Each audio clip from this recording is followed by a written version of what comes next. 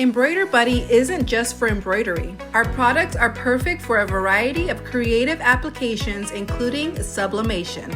In this demo, we're showing how easy it is to sublimate directly onto an Embroider Buddy. Start by printing your design onto sublimation paper using sublimation ink.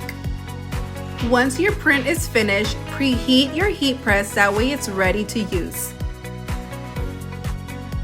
Next, unzip your Embroider Buddy and remove the inner stuffing pillow. This gives you a flat, smooth surface to work with. Sublimation is a fun and creative way to add custom designs, names, or even graphics. Position your printed design exactly where you'd like it to appear. Then, secure it with a bit of heat-resistant tape to keep it in place. Using a small heat press, apply medium pressure and consistent heat. We recommend pressing for a few seconds at a time to make sure the colors are transferring evenly. Once you lift the paper, you'll see vibrant, full color results that bond beautifully with the plush fabric. There's no cracking, peeling, or fading.